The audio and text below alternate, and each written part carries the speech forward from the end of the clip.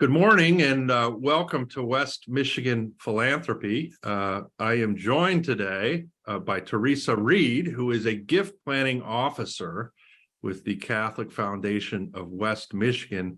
Teresa and I are colleagues and we serve together on the West Michigan Plan Giving Group board. Teresa, you have a fairly long tenure there, or at least longer than I do with the board, but you're a crucial part of that board, and we are thrilled to have you here today. We are going to talk today about a topic which is, I think, an important topic for both donors and plan giving professionals, and really it's donor motivation and how to start that giving conversation. It's sometimes I think that people who are new to the development or plan giving profession are a little bit uneasy about how to start that conversation. And I know for you, it's probably second nature for you, Teresa, with all the experience you have had, but there is somewhat of a flow to it. And there are maybe tips or techniques that can be utilized to make it a little bit easier for the donor and for the giving professional. Plan giving and donor relations. This is my jam. I've been doing it for 15 years. I think I've been on the board of the West Michigan Plan Giving Group for about 8 years now. Wow. So this is just something that I love to talk about and kind of help to hopefully demystify it a little bit, because plan giving can be so technical. And when we talk about estate planning and all of the acronyms and technical aspects that you know so well, John, I'm very grateful to have, the resources that we have through Miller Johnson and through this webcast, and help to kind of bring the donor relations side to the table of how do we have the conversation in a meaningful way that doesn't intimidate folks. It's so hard. And I think for a plan giving professional, it takes a special person to do that job, because you do have to have an understanding of the technical components of plan giving, but you also have to have those soft skills to be able to work with people from all walks of life, different backgrounds, and have that conversation and put people at ease, because it can be off-putting when you start throwing around these tax terms and, like you said, all the funny acronyms that we deal with in my world. People's eyes can glaze over, and then they lose that joy of why they're there in the first place, to do something good and to give and to help others. So it's very hard to find people like yourself, and I think that nonprofits are eager to find those people who have that great mix of skills that can do these jobs, and it's not easy. Yeah, it takes a lot of work. It's a fulfilling and fun job, but plan giving, development, fundraising, it's a hard job. It takes a lot of time, a lot of effort, a lot of work, sometimes a lot of travel. So there's a lot to it. What are some of the most important factors that you look to when starting a conversation about giving or a legacy for a donor? One of the most important things, I think, is about starting with the why, not starting with the how someone gives, but really starting with that relationship side. And part of our job in the, on the fundraising side is to really inspire people, to motivate them, to help to uncover what are they passionate about, what are their values. And I just like to start with that, because that really is the most important side for the purpose that we serve, really as a bridge at the nonprofit organizations, to be able to help start these conversations. A lot of folks, are not astute when it comes to their estate planning. Maybe they don't even have a will. Maybe they've never met with an attorney. So we can kind of be that bridge at the nonprofit to uncover what they're passionate about in a really approachable way. So I always like to start with that. Keep it simple. Don't start with all the technical. Start with the why. Tell a story. Engage them in a conversation that gets to their motivations and start to move beyond a transactional relationship. One of the big things about, plan gifts is these are transformational gifts. These are gifts of assets. They are not disposable income gifts. So it is a little bit of a journey to bring the donor along and kind of understanding that. And the folks who donate through a legacy gift may not be the same folks who have the capacity to give a major gift in their lifetime. So there is a little bit of education, I think, that comes along with that. Absolutely. It's interesting that that point of keeping it simple and the why. And when I advise clients who are starting a plan giving program or starting a nonprofit, I always start with that, the mission, the values, because that's why people give. And if you as a nonprofit professional can articulate the mission of the organization, that is really the most important step in the process. And I've seen it from your shoes. I've worked in the plan giving world. I've seen it from the advisor role, that it's the values that bring the people to the organization, and people want to give. And there's been studies done on this, that people give to organizations that share those values. So very important. And that's where the donor's heart is. That's where the client's heart is. You work your whole life, you build these assets, you build your legacy, and you want to leave it to an organization that is going to honor what you believe in and what you've worked for all of your life. And I've seen this at conferences that I've attended. When I meet development professionals, they're intimidated by the idea of plan giving. They may be a vice president. They may lead their organization's development and plan giving efforts, but really not have a lot of background, may not feel comfortable with the plan giving topics. How important is it for development professionals to know the ins and outs of the tax laws, the estate planning laws, the different types of plan giving vehicles? I think it's important to be able to know the impact that those different vehicles can make, so that you can at least inspire donors to be thinking about how to make the greatest impact based on their assets, their current, position. You have to really be a good listener. One of the things that a lot of fundraisers think, and why I think plan giving often kind of falls to the bottom of the to-do list, because it's not impacting the, annual revenue goals that you have to meet for the now. But, the beautiful thing is that these things are not in competition, that donors that leave legacy gifts actually also increase their annual support by nearly 80%. And many studies have been done on that is true. So I think sometimes, as on the fundraising side, we think, no, I've got to focus on my annual revenue goals, and I've got to focus on, all of these other things, and plan giving starts to kind of fall to the bottom of the to-do list. But in reality, these things complement each other very well. And the sooner that, we can make plan giving a priority for our charities, the better. I mean, it is very, very critical to the future of our organizations, and a very unique time that we are in our history.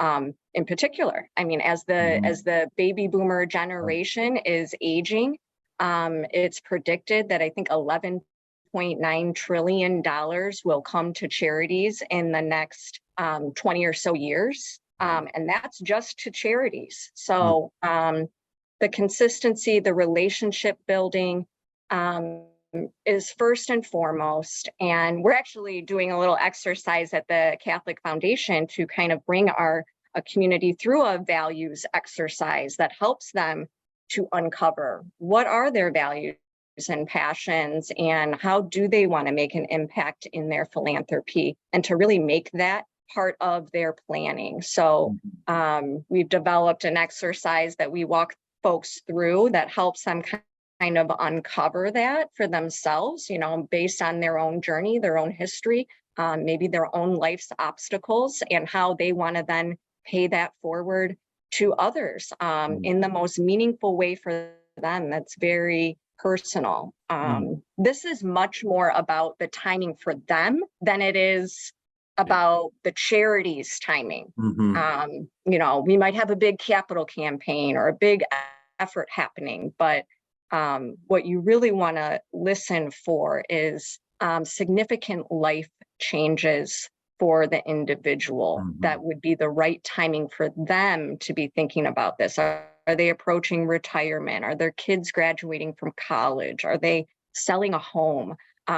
Listening for things like that, I think is, really important, and being a good listener. It's amazing what can be. It's amazing, what can be uncovered in those conversations. And donors tend to want to share their story, their life story. And I think if you can just listen, and patience, whether it's listening to the story or patience in seeing the gift develop, because you're right, it's not going to necessarily happen right away. Sometimes it can, but it's a timing issue. And sometimes it depends on the market as well. If the market is up and you see appreciated assets, you'll see more planned gifts. If it's down, you might not see as many planned gifts. So not only the timing of the life of the donor, but also market conditions and so forth, and career, where they are, as you mentioned, retirement is another time frame. And I do feel for plan giving professionals, because there is that push so often by boards, management within the nonprofit organizations for that operating revenue. And they feel like, oh, we can't invest in plan giving because it's too far down the road. Well, if you start it, you will see that the life expectancy, and this sounds maybe a little bit morbid, but the life expectancy of a lot of those plan giving donors, it may not be too far into the future. So if you're building a program and you start it, it starts to pay dividends sooner than you may think. And then once it's up and running, it's kind of a consistent flow of revenue that complements the outright gifts or maybe the major gifts. Can start to become that reliable source of revenue.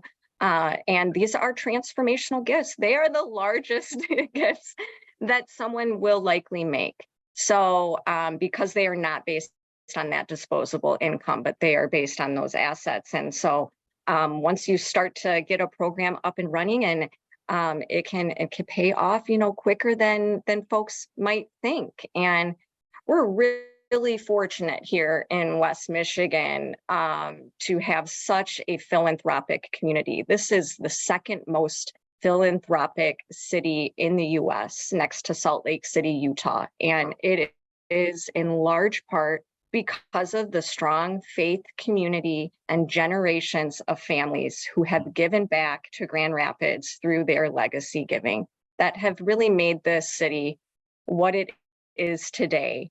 And that now, because of that, we have such an abundance of resources like Miller Johnson. And, that's why I originally got involved with the West Michigan Plan Giving Group, because, I was doing major gifts and I got assigned planned giving as, kind of 10% of my role, and didn't have a lot of experience in it, and thought, oh, I'll jump in to get involved with this local group because at least I know that if I don't know the answer to a very technical question, I know who to call. I know who to refer donors to. I know that there's a wealth of resources with you and Miller Johnson, and with all of the financial planning advisors that we have in this community. I think it's really set us up well to leverage our networks that we have here for the greatest impact, and to help, like I said, be that bridge to the donor between the professional side and the charity side.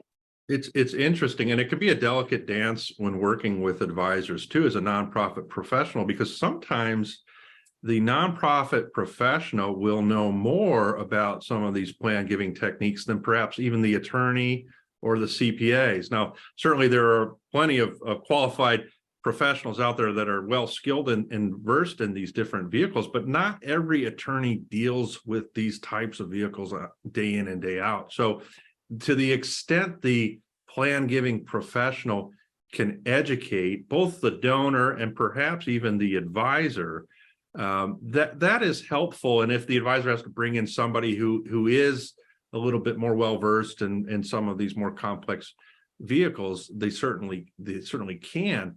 But that's something that I think that can be a benefit if you can collaborate and help educate advisors, donors about these vehicles, and then let the professionals drill down and deal with all the technical issues, drafting and so forth, to the extent there needs to be tax planning and so forth done. But if you can communicate as a plan giving professional how these different types of vehicles work and when they might be applicable, and part of that, as you pointed out, Teresa, is through the listing process and being able to identify what might work in this given situation with this donor.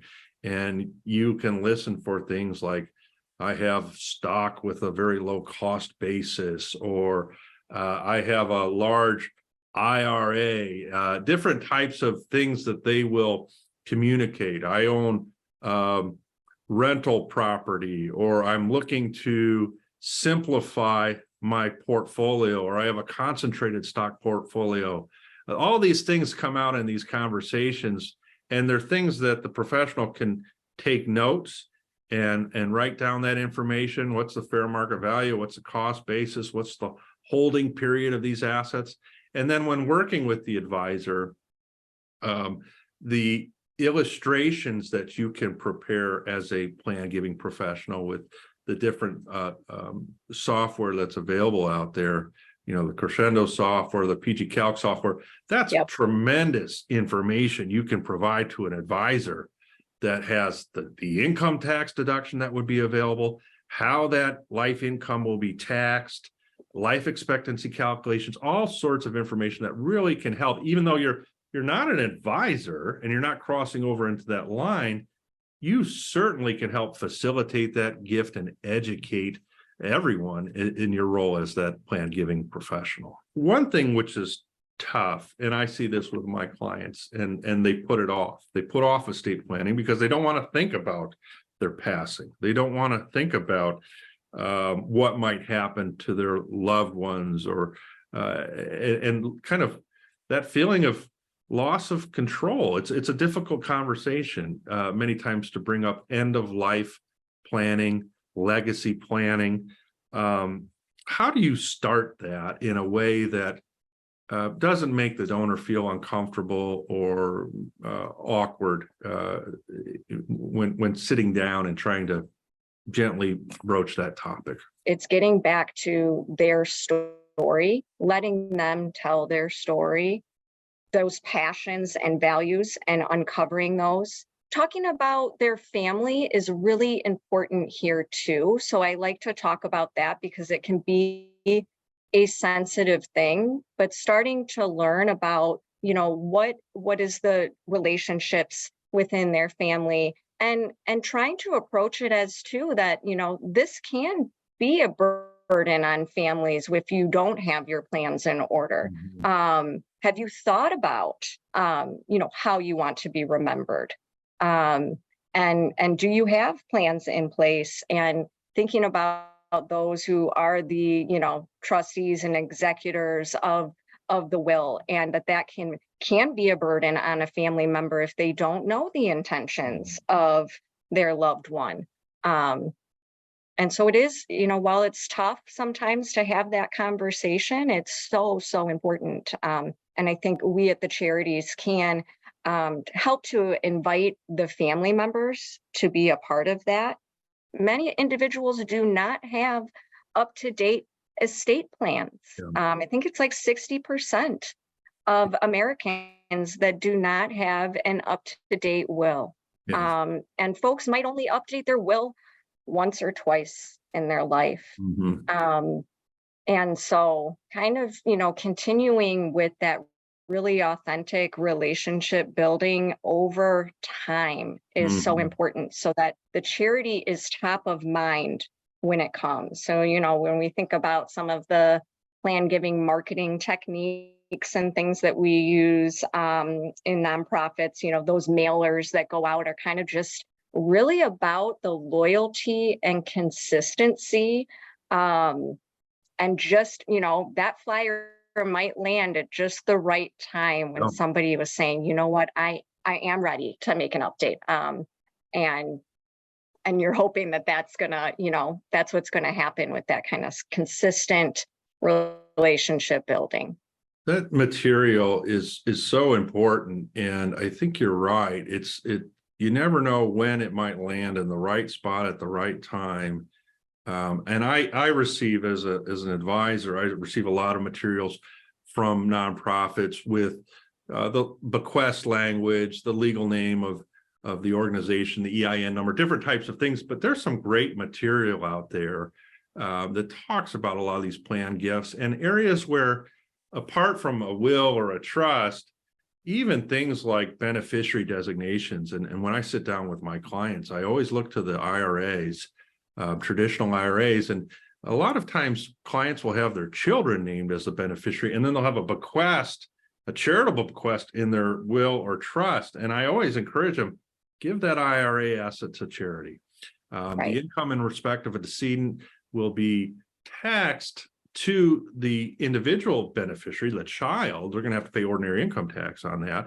Charity doesn't pay that. And so it's something very simple like that, where whether you're an attorney or a plan giving professional, if you can just help guide the client and the donor with things like that. And sometimes it's simple. It may be second nature to us, but most people they're not aware of those types of things. And you could really generate a lot of revenue for your organization through those IRA gifts. We've talked about the qualified charitable distributions, what traditionally has been referred to the IRA rollover legislation. Great opportunities there for charitable gifts. So a lot of things can be done for life insurance, even TOD accounts, beneficiary designations that are simple, maybe what we could call low-hanging fruit for plan giving professionals that are not overly complex. It's not going to make the donor's eyes roll over when you start talking about it. And they're grateful. They're grateful because you're going to do them a service, help save them some tax dollars, and help them make a great charitable gift. Save tax dollars and save them too in the cost of updating a will. Sometimes that's a barrier for folks.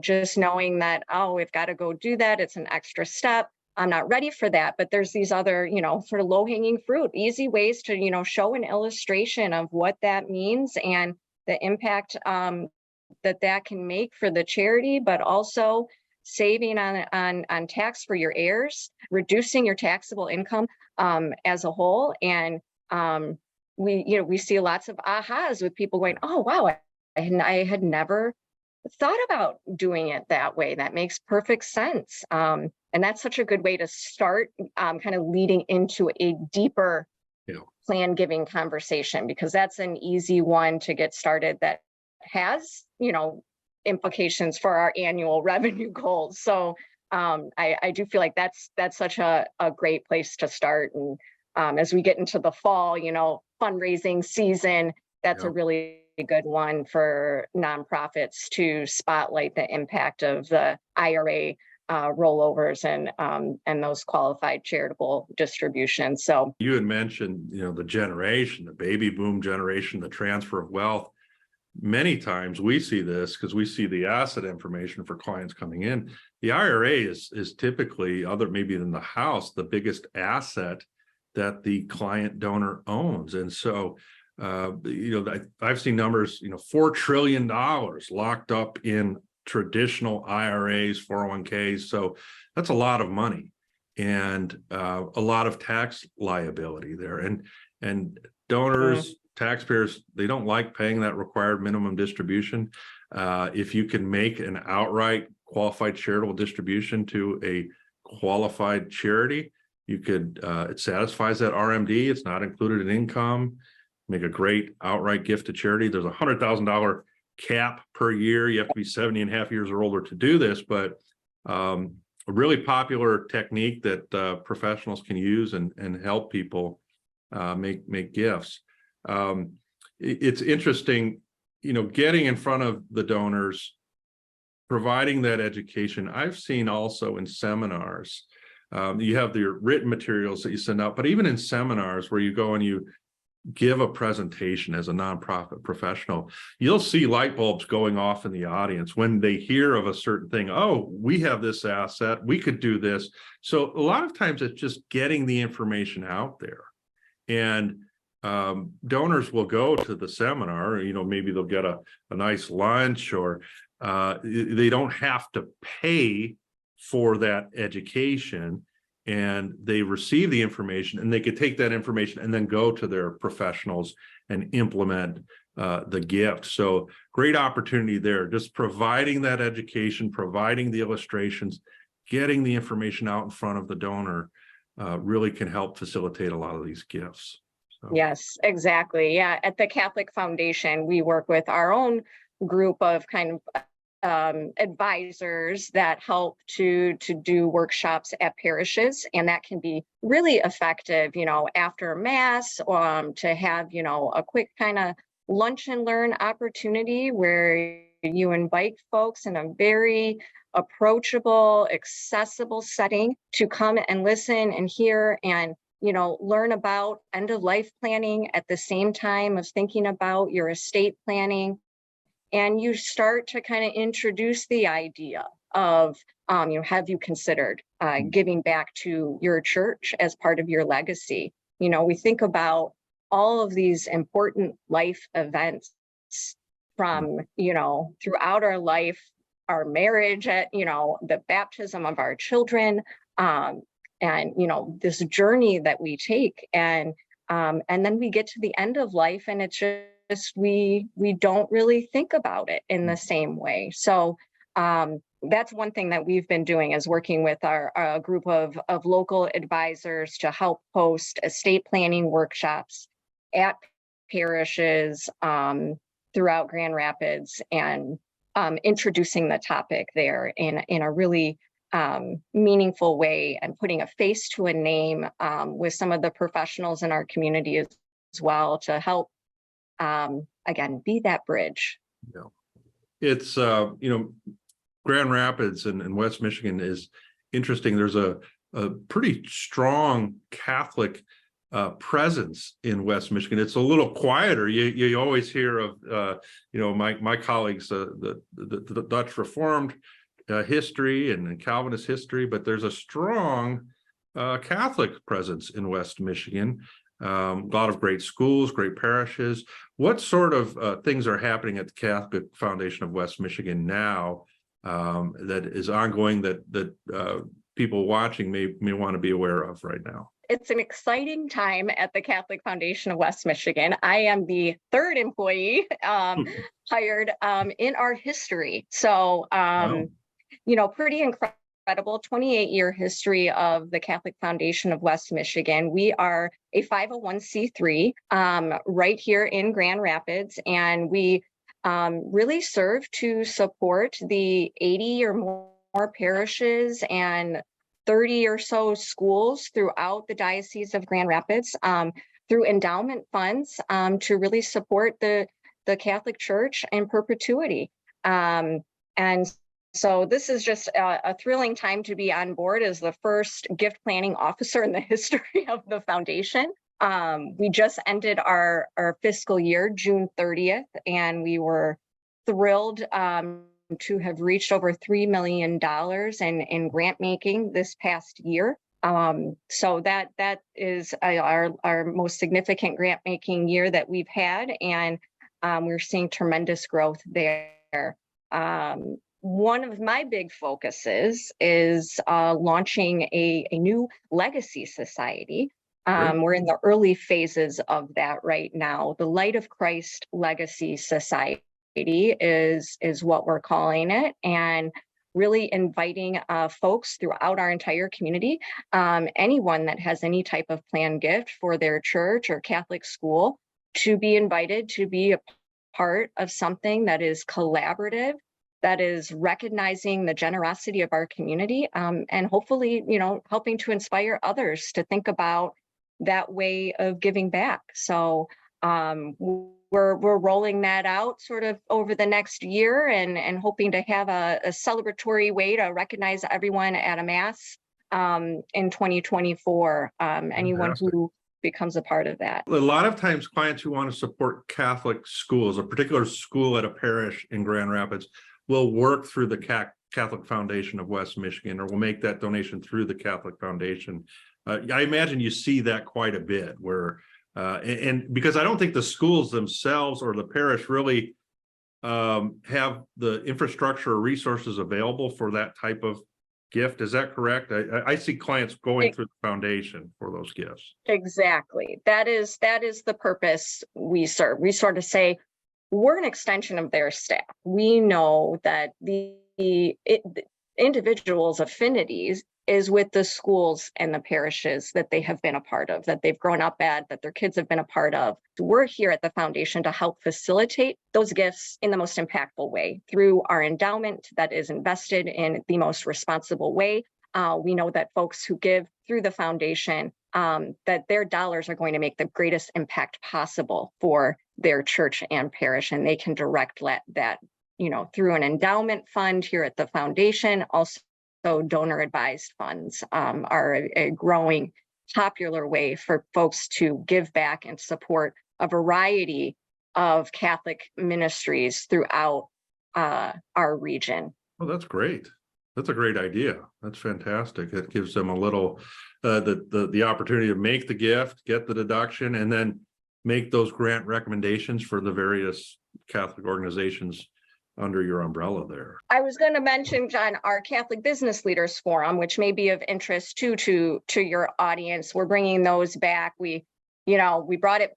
We had 2 last year. We had a pause during COVID. We're thrilled to be back with those events this year as well. 3 of them coming up: October, December, and February of next year. So we'll have announcements coming out soon with the speakers, but wanted to mention that too, because that's more of a business oriented forum that really highlights Catholic values in the workplace. And we've had some really outstanding speakers present there. A morning breakfast session here at the diocese building, 7:30 in the morning, and you come and enjoy that kind of networking and business leadership with the Catholic values, spotlight. So, what type of topics are discussed by the speakers at those business forums? A lot of it is really focused around their journey and how they have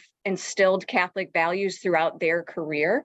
Mm-hmm. Maybe typically talking about a specific area of their career or a business where that has made an impact for them personally. So more about their personal journey and how to incorporate those values in the workplace. We see a lot. There's a lot of discussion, a lot of case law, a lot of seminars now about succession planning and charitable giving with business interests, and making gifts either prior or post sale transaction. And we see that, as you know, in Grand Rapids and West Michigan. It is just a hotbed of entrepreneurial spirit, and a lot of these great family-owned companies that may have a liquidation event or maybe selling after many generations of being in business. And we see a lot of gifts around that time. And you mentioned the donor advised fund that you're working on building that program. There are some great opportunities there with donor advised funds and some of those business interest gifts. So a tremendous opportunity that we're seeing more and more of that. And we get questions all of the time from business owner clients who are looking to make gifts of business interest. And those can be a little bit more thorny and complex. Sometimes you deal with some tough tax issues, but certainly not something that is impossible or cannot be done effectively and benefit organizations such as yours. This has been very informative. I think that it's not an easy thing to do, to sit down and many times in your shoes, you're meeting with someone maybe for the first time, maybe after many years of knowing this person, but not having this conversation about legacy planning or planned gifts or planning through their estate. So it's a great service you're providing to the Catholic Foundation of West Michigan and to donors throughout West Michigan, having these conversations. I think clients and donors appreciate it. And I think that trust they have in individuals such as yourself, Teresa, and that relationship plays an important role in the facilitation of these gifts. We as advisors, unfortunately, we don't get to see our clients as much as maybe you might see your donors. And so you are able to really take in a lot of information and bring that to the table when sitting down with advisors and donors. So it's great to collaborate with plan giving officers and seeing these gifts happen, and such wonderful benefits to all of us. As you pointed out earlier, our community, we see it, we all benefit from it, all of this tremendous philanthropy. We have this great quality of life in West Michigan because of all these generous folks. We benefit from a lot of things that I think communities of our size don't have. When you look at the schools, the healthcare services we have, the arts, the culture, it is a rich cultural environment here in West Michigan, and that is due in large part to the generosity of all of these great people that surround us and give back to this community. Yeah, great opportunity to live absolutely. Here. Thank you, John, too. I mean, so grateful for you coming up with the idea to do this West Michigan Philanthropy webcast to really spotlight, these different topics and to bring attention to the charities here and the work that we're doing. This is just something I'm so passionate about, and really feel like having these conversations with individuals is some of the most meaningful conversations you will ever have. And it's a privilege to be a part of it and to help to inspire folks to think a little bit differently about it. So I hope that we gave people a few nuggets of insight here that they can take into their charity work as well.